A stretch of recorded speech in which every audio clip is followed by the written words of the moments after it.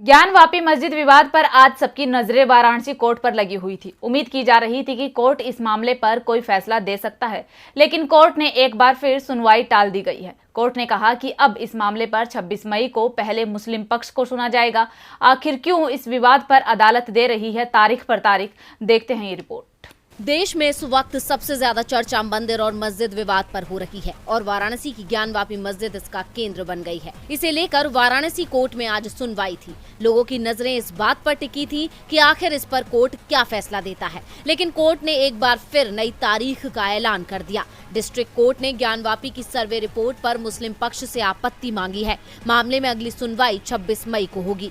जिला जज डॉक्टर अजय कृष्ण विश्वेश की अदालत ने ये आदेश दिया। कोर्ट ने सर्वे पर दोनों पक्षों को एक हफ्ते में आपत्ति दर्ज करने को कहा है। अगली सुनवाई अंजुमन इंतजामिया मस्जिद कमेटी के रूल नंबर 7 ऑर्डर नंबर 11 के तहत प्रार्थना पत्र पर होगी।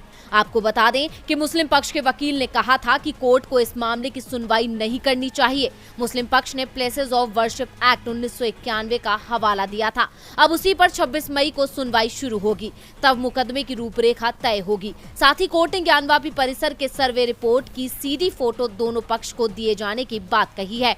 मामले में वादी पक्ष के वकील मदन मोहन यादव ने कहा कि जो हमारी मांगे थी वो पूरी हुई हैं। दूसरी ओर आज दिल्ली की साकेत कोर्ट में कुतुब मीनार को लेकर हिंदू पक्ष की याचिका पर सुनवाई पूरी हो गई है। हिंदू पक्ष ने पूजा का अधिकार मांगा है। दावा किया है कि कुतुब मीनार मंदिर तोड़कर बनाई गई थी। हिंदू पक्ष ने कोर्ट में दलील दी कि कुतुब मीनार में आज भी हिंदू देवी देवताओं की मूर्तियां मौजूद हैं, जिस पर कोर्ट ने सवाल किया कि आज किस हक से बोल रहे हैं कि आपको कुतुब मीनार में पूजा का अधिकार दिया जाए, क्योंकि कुतुब मीनार में 800 सालों से नमाज हो रही है, पूजा नहीं। तो जो जैसा है उसको वैसा ही रहने दो। साकेत कोर्ट अब इस मामले में 9 जून को फैसला देगा। राजस्थान के उदयपुर में चिंतन शिविर के बाद से ही कांग्रेस पार्टी एक्शन मूड में है।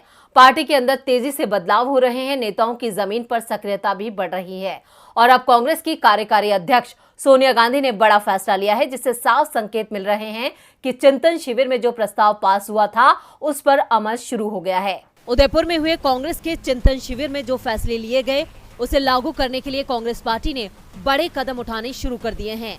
कांग्रेस की अंतरिम अध्यक्ष सोनिया गांधी ने 3 कमेटियां बनाई हैं। इसमें एक कमेटी लोकसभा चुनाव 2024 के लिए बनाई है, जिसे टास्क फोर्स 2024 का नाम दिया गया है। इसके साथ ही देश भर के राजनीतिक मामलों को देखने के लिए पॉलिटिकल अफेयर्स ग्रुप का गठन भी किया गया है। इसके अलावा भारत जोड़ो यात्रा को लेकर central planning group for coordination का गठन किया गया है, जिसमें सचिन पायलट को महत्वपूर्ण भूमिका सौंपी गई है। इसके साथ ही पार्टी ने साफ संकेत दिए हैं कि राजस्थान में पायलट की भूमिका सीएम गहलोत से कम नहीं है।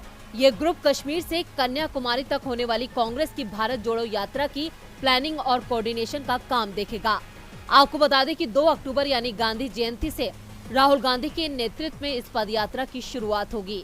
ये पदयात्रा कश्मीर से कन्याकुमारी तक करीब 3500 किलोमीटर की होगी, जिसमें देश भर के लोगों से संपर्क किया जाएगा और केंद्र सरकार की नीतियों के खिलाफ जन समर्थन जुटाने की कोशिश होगी।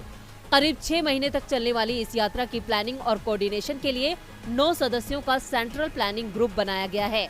आपको बता दें कि चिंतन शिविर के तीसरे यानी अंतिम दिन पार्टी की अंतरिम अध्यक्ष सोनिया गांधी ने ऐलान किया था कि आंतरिक सुधारों को लागू करने के लिए एक टास्क फोर्स बनाई जाएगी और अब इस पर काम